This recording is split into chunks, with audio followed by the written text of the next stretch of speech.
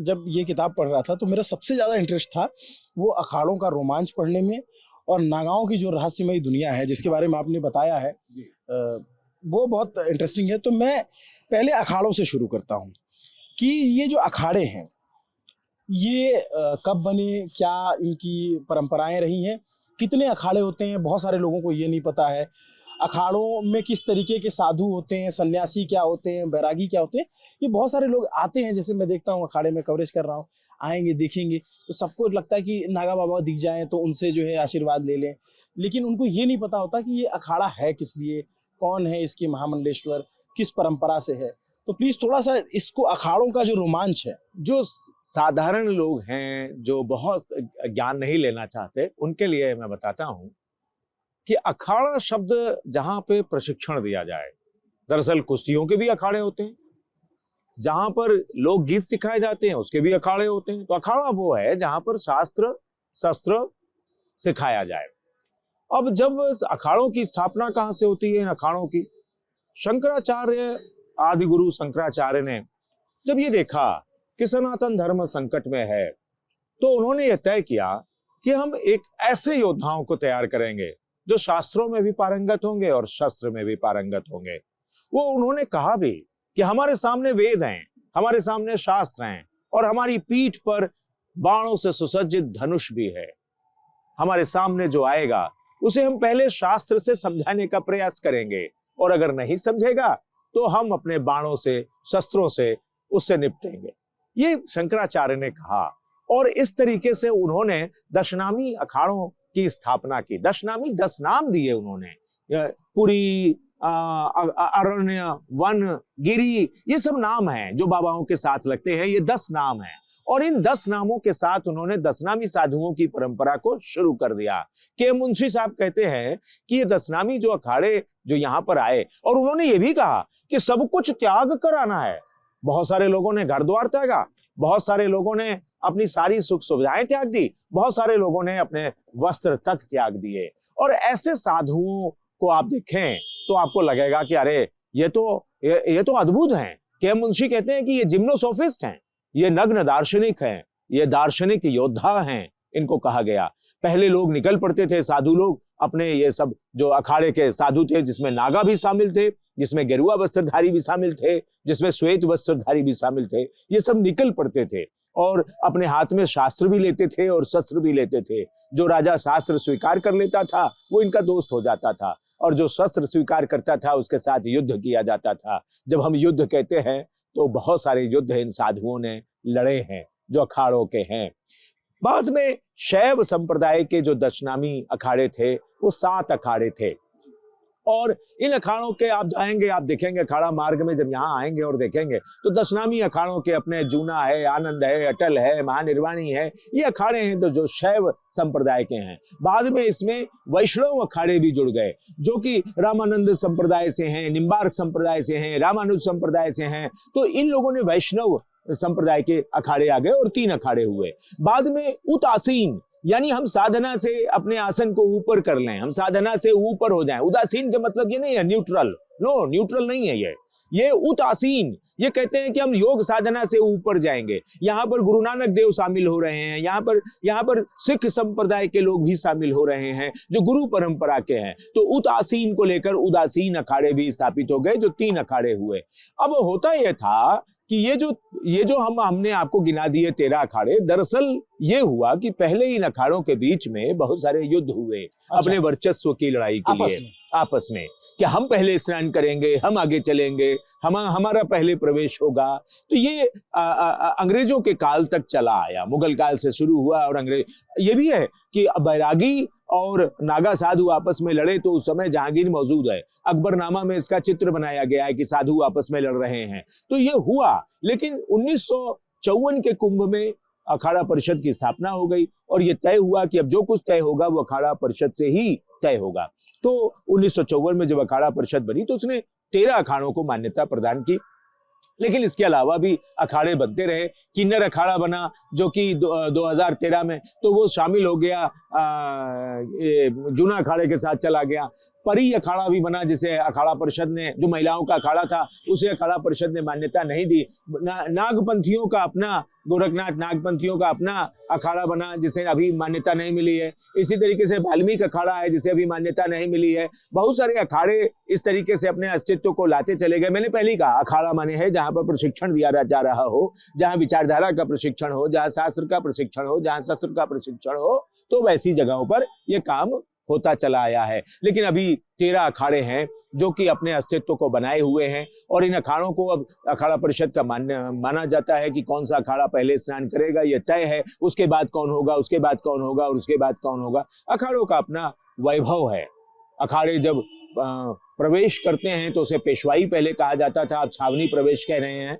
जब पेशवाई करते थे तो जो जिन राजाओं के लिए इन्होंने लड़ाई लड़ी, अफगानों से लड़ाई लड़ी, मैं अभी जिक्र कर दूंगा जब नागा साधुओं की बात करूंगा, तो उसमें जब लड़ाई लड़ी तो इन राजाओं ने इनको सिंहासन दिए, हाथी दिए, घोड़े दिए, बैंड बाजे के साथ, ये शान और शौकत के साथ प्रवेश करते थे। उसे पेशवाई को लोग पेशवा से जोड़ते हैं, लेकिन मैं ये कहता हूं कि ये अपने आप को गंगा के तट पर प्रस्तुत करने का, पेश हो जाना, यानी ये पेशवाई है। लो गंगा हम तुम्हारे तट पर आ गए, ये पेशवाई है, ना कि पेशवा से जोड़कर इसे देखा जाए। मेरी ये मान्यता है। दूसरा, जब ये शाही स्नान के लिए निकलते हैं, जिसे अमृत स्नान करते हैं, तो भी वैभव देखते बनता है इनका। चांदी के, सोने के सिंहासन पर सजे हुए, बिल्कुल बैंड बाजों के साथ, बड़े गर्व के साथ, गर्वोक्ति के साथ इनका जाता। ये भी राजा महाराजाओं के समय से शुरू हुआ। राजा महाराजा ने मुगलों को चढ़ाने के लिए, या फिर यूं कहें कि इनकी शान और शौकत को, क्योंकि इनके लिए लड़ाइयां लड़ी इन लोगों ने, तो पूरी शान और शौकत के साथ इन्हें प्रवेश कराते थे, स्नान के लिए ले जाते थे, और तब से इस तरीके का प्रोसेशन शुरू हो गया। अब आते हैं नागा साधुओं पर। जैसा मैं नागा पे आऊंगा, नागाओं पे आऊंगा। मैं पहले अखाड़ों को थोड़ा और जानना चाहता हूँ।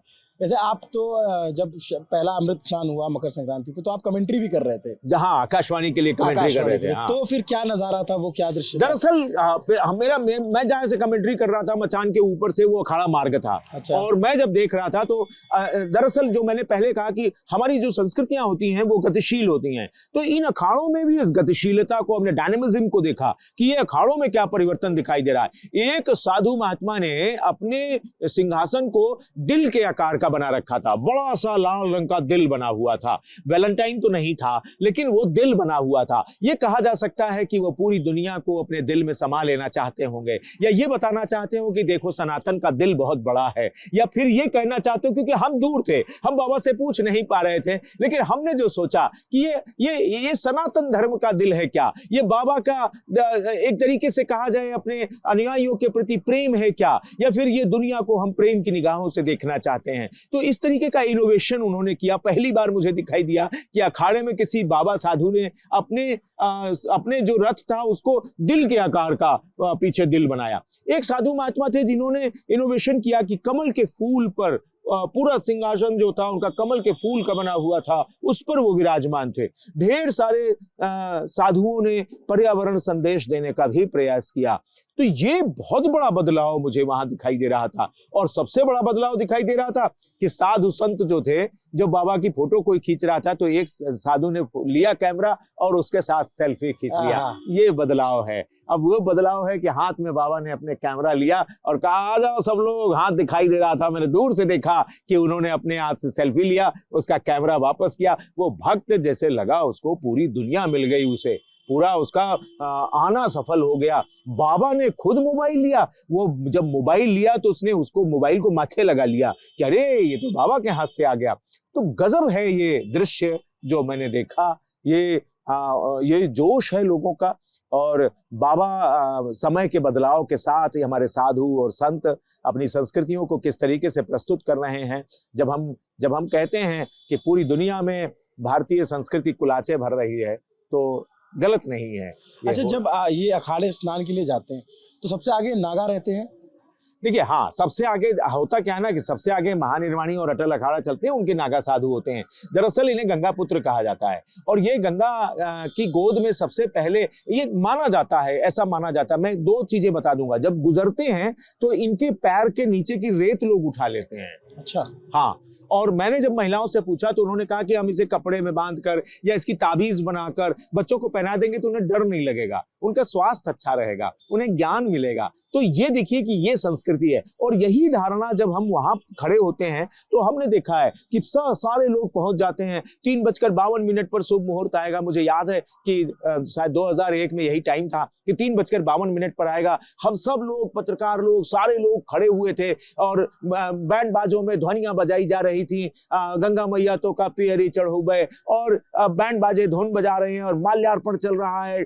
जो अधिकारी गण हैं वो बाबाओं का स्वागत कर रहे हैं। Everyone is waiting for that कि 3:52 होगा और फिर स्नान शुरू हो जाएगा। सारे नागा साधु सबसे आगे खड़े हुए हैं। महामंडलेश्वर तैयार खड़े हैं, हाथ में फरसा है, किसी के हाथ में तलवार है, किसी के हाथ में भाला है, सब खड़े हैं। 3:51 और फिर 52 मिनट और शंख ध्वनि और घंटा, और उसके बाद कूद पड़े ये साधु। ऐसा लगा जैसे गंगा मैया के आंचल में ये बालक की तरह खेल रहे हो, यूं पलट रहे हैं, यूं पलट रहे हैं, गंगा मैया में फरसा डाल रहे हैं। फोटोग्राफर खाच खाच खाच खाच फोटो। अद्भुत दृश्य आप देखें तो लगेगा कहाँ इतना लंबा इंतजार था क्या इन्हें इस तरीके से स्नान करने का, इस तरीके से गंगा से मिल लेने का। बिछुड़ा हुआ कोई बालक अपनी माँ से जैसे मिलता है, ऐसे नागा साधुओं को मैंने गंगा से मिलते देखा है। और इसी सबसे आगे होते हैं, उसके बाद महामंडलेश्वर, और उसके बाद सारे लोग नहाते हैं। मैं अखाड़ों पे वापस आता हूँ एक बार।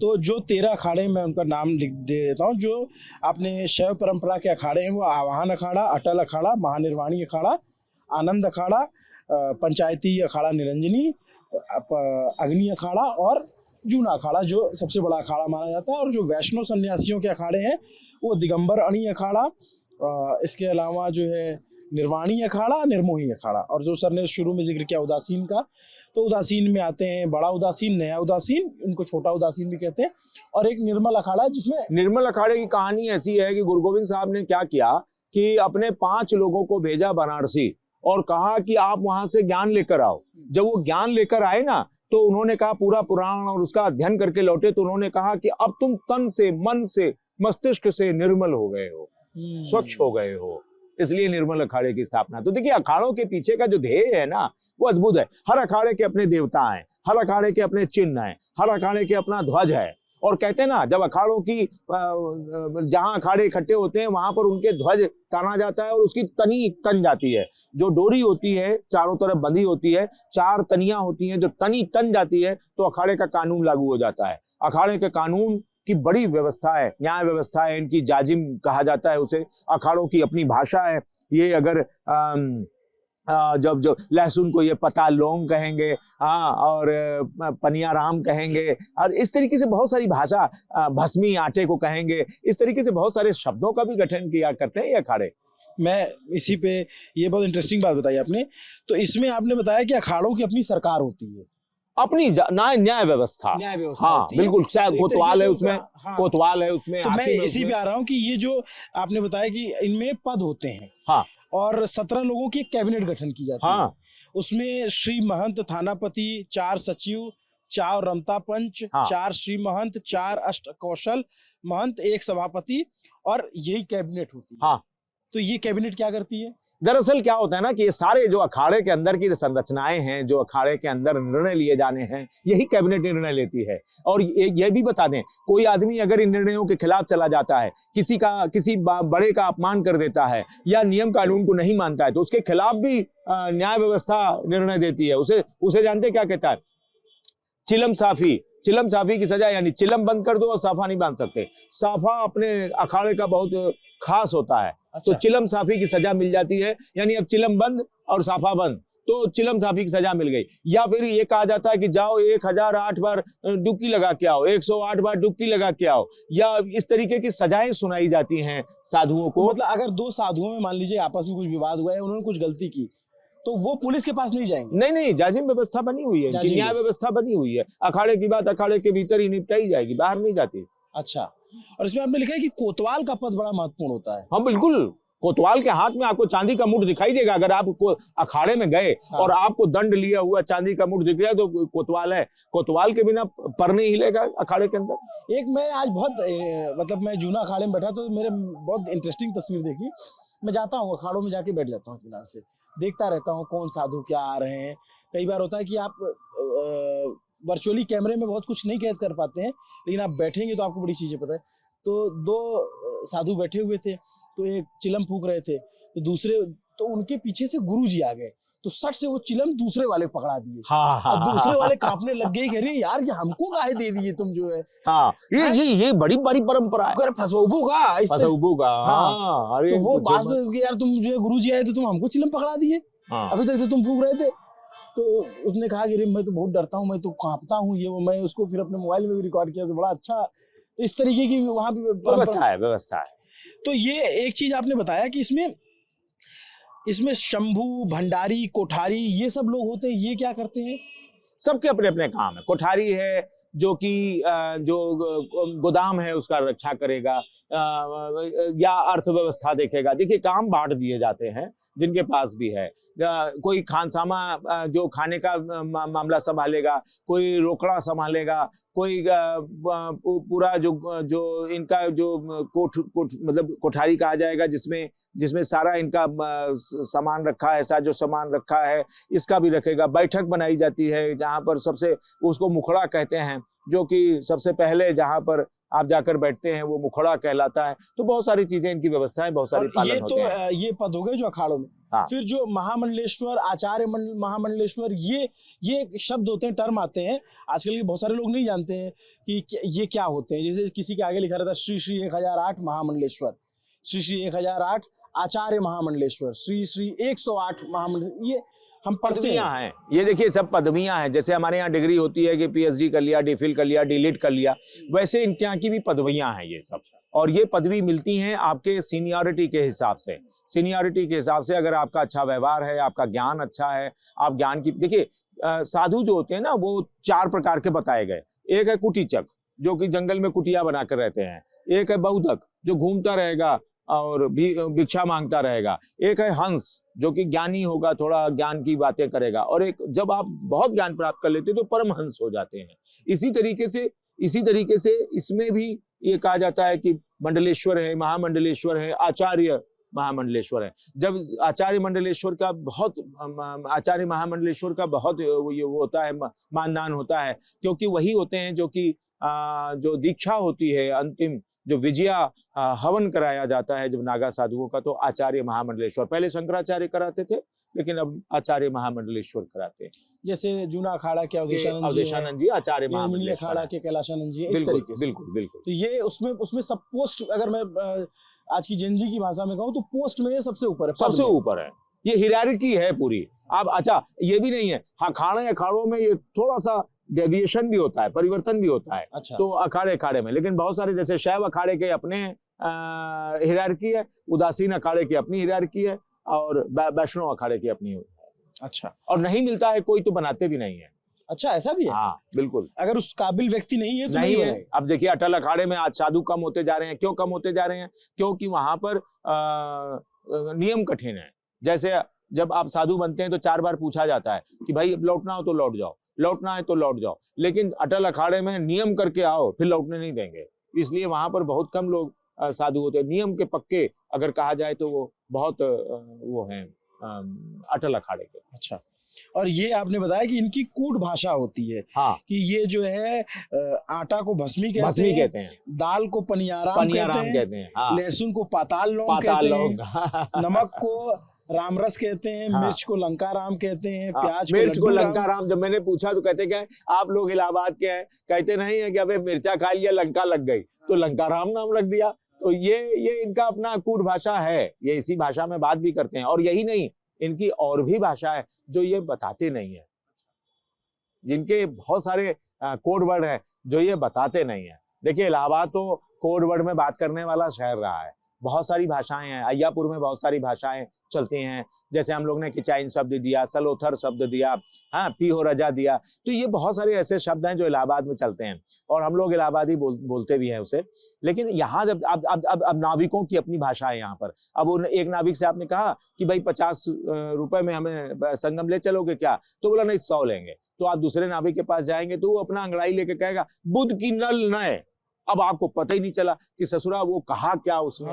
अब ये जो कोड वर्ड में उसने बता दिया कि 100 से कम ना बताओ, 100 से ज्यादा बताओ। अब उसके पास पहुंचे तो उसने कहा 125 रुपया, दूसरे के पास गए तो उसने कहा 150 रुपया। आप लौट के 100 रुपए वाले के पास चले आएंगे। ये कोड वर्ड है। तो इलाहाबाद तो कोड वर्ड में बात करने वाली धरती रही है। और यहाँ पर जो और ये बात इलाहाबाद पे प्रयागराज दोनों पे लागू होती, तब से चल रहा है। हाँ, चल रहा है। प्रयागराज में तो अरे प्रयाग ही तो है, पहले प्रयाग था, फिर इलाहाबाद हुआ, प्रयागराज है। तो यहाँ दरअसल क्या है ना, कोड वर्ड में बात करने का, संकेतों में बात करने का, तो ये अखाड़ों में भी बहुत सारा मिल जाता है। घी को पानी कहते हैं, ये कौन जान सकता है? मतलब ये तो पानी की तरह बहा देते हैं।